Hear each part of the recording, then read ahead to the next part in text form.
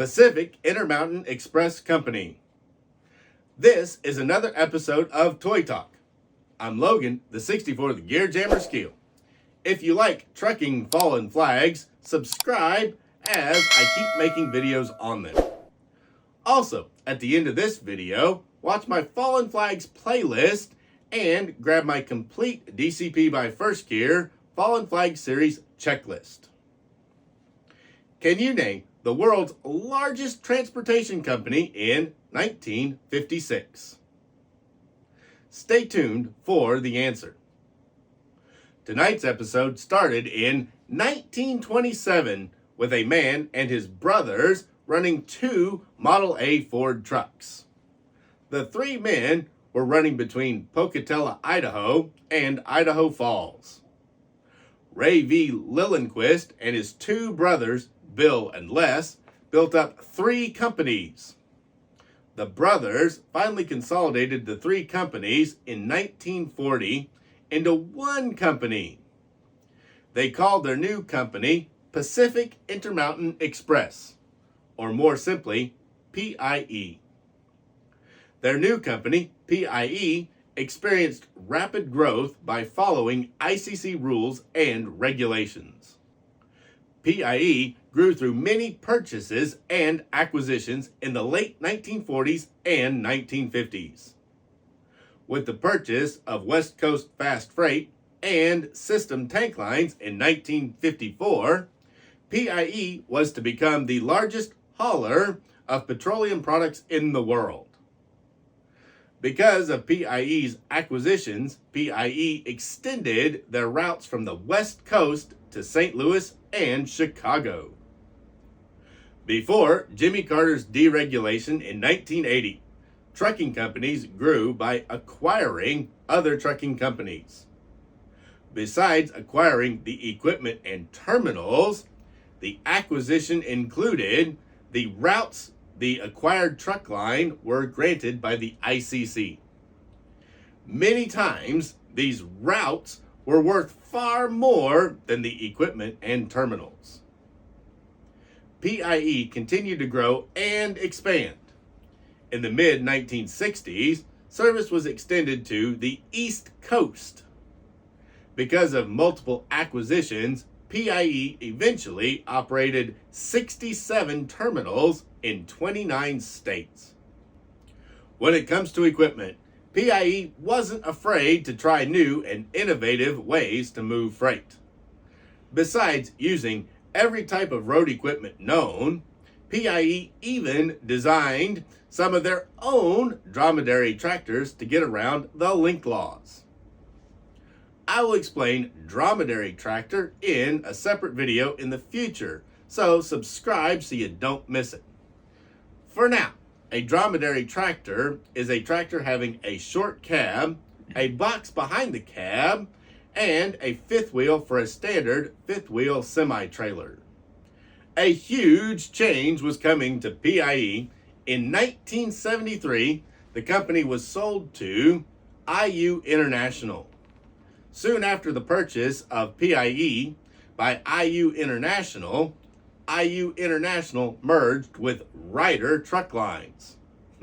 As you would expect, Ryder changed the name to Ryder P.I.E. Nationwide. Deregulation of the trucking industry under Jimmy Carter in 1980 was not good for Ryder P.I.E. Nationwide. Unable to adapt to the new regulations, Ryder P.I.E. Nationwide started to fail. The company was sold once again in 1985, and the name was shortened to P.I.E. Nationwide.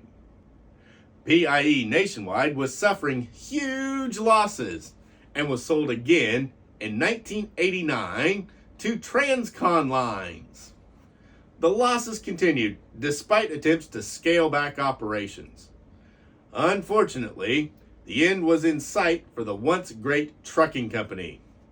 In 1990, P.I.E. filed Chapter 11 bankruptcy. That was a sad ending for one of America's stellar trucking companies. And here we go, folks. This is 1951 Peterbilt 351 day cab tractor pulling a 40-foot vintage dry van trailer for P.I.E, Pacific Intermountain Express. It is a member of the Fallen Flag series from First Gear, and they've done 3 trucks for P.I.E in their Fallen Flag series, all of them back when it was strictly First Gear. It was before they bought DCP, and they did this one.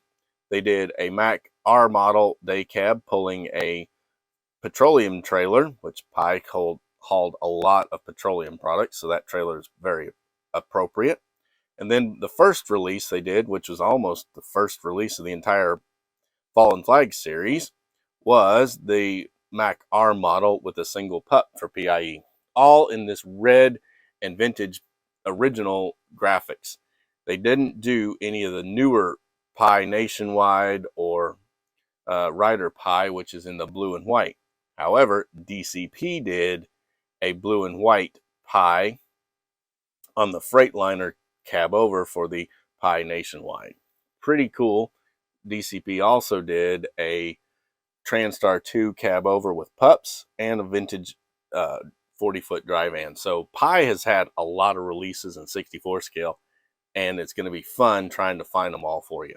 But only 3 were in the actual Fallen Flag series, and to see those 3, grab my report on the Fallen Flags. It's a free checklist. You can get it with the link down below. Now let's start off with the trailer. This is the First Gear 40-foot vintage trailer. Now, I actually have a love-hate with this trailer. I love the design of this trailer. I think it's really cool. The only thing that's wrong with it is it's a little bit too short. It should have been a little taller. Oh, geez, this trailer is too short height-wise.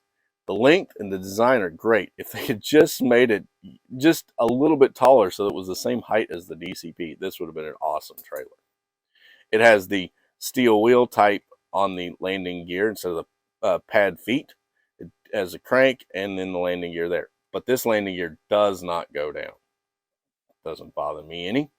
It has nice chrome wheels, 10-hole design with the little red center caps, and nice vintage. Look at that. They are a bias ply tread pattern tire on them.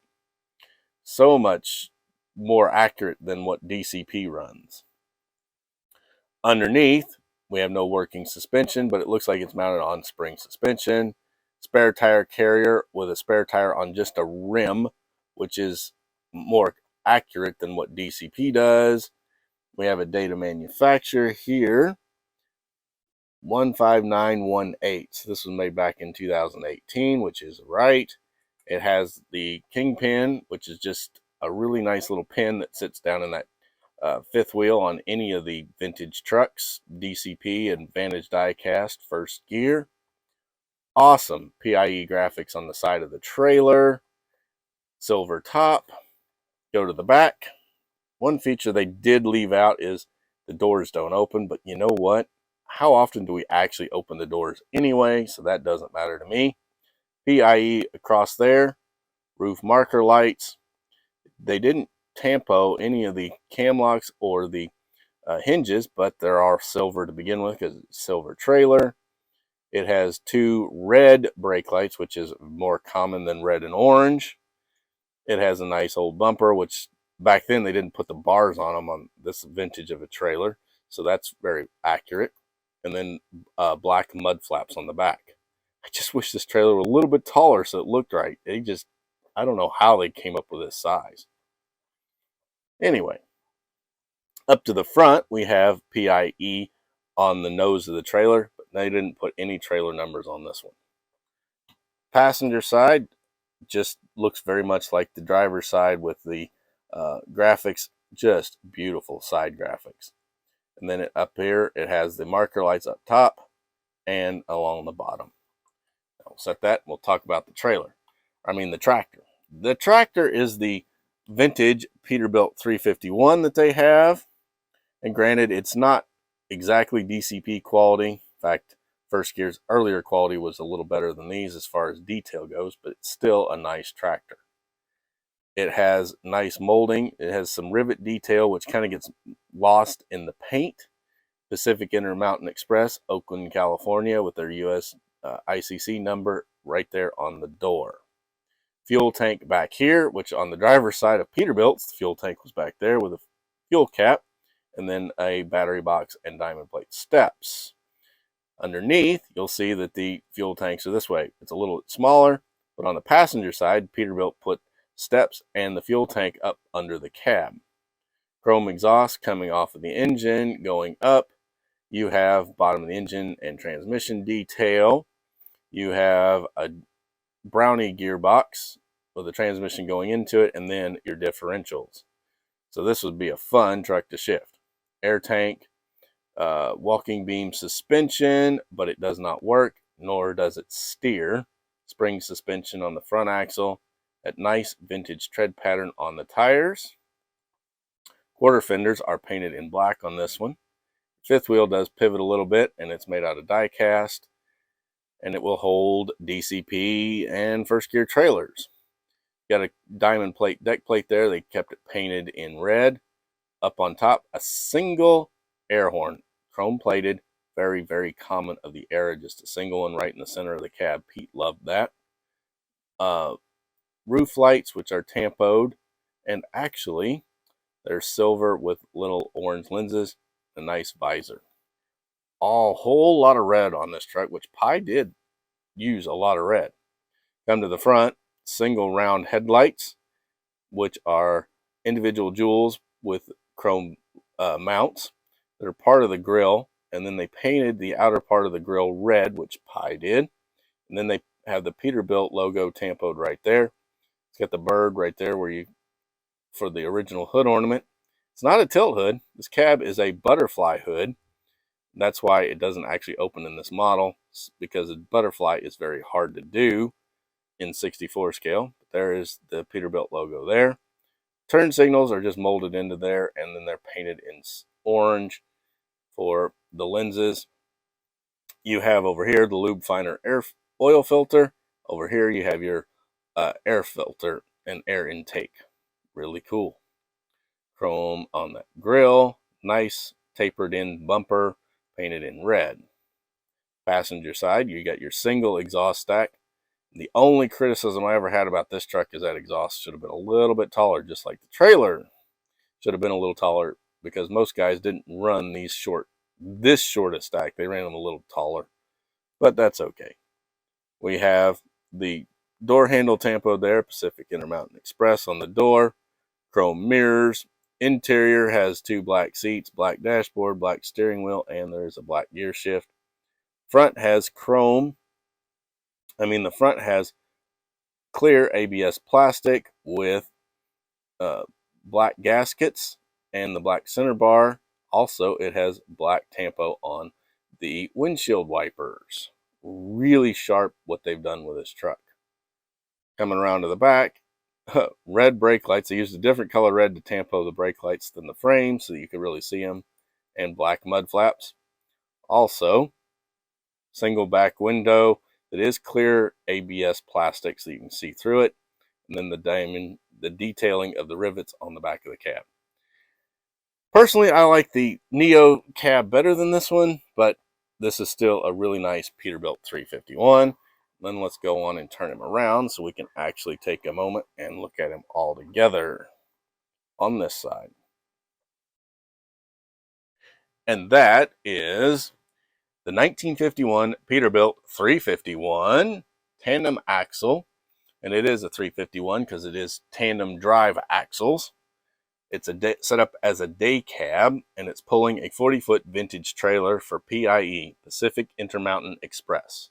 It's part of the First Gear Fallen Flag series, now the DCP by First Gear Fallen Flag series, and it commemorates one of the most famous companies on the West Coast, P.I.E, Pacific Intermountain Express, in a 1/64 scale die-cast truck and trailer model. I am slowly learning that there is not much information on the founders and the history of most defunct trucking companies. Nevertheless, I do my best to find all the information that I can. If any of you out there have any information and want to share it with me on P.I.E. or any other defunct trucking company, I would greatly appreciate it. You can leave it in the comments below. To answer the question I posed at the beginning of this episode, in 1956, P.I.E. was considered the largest truck line in the world. With the purchase of West Coast Fast Freight and System Tank Lines in 1954, P.I.E. became the largest hauler of petroleum products in the world. Thanks for watching. Please go on and grab my free checklist on the DCP Fallen Flag series of trucks with the link down below. And don't forget to go on and like this video, share it with your followers, and subscribe to my channel for more videos on the history of trucking.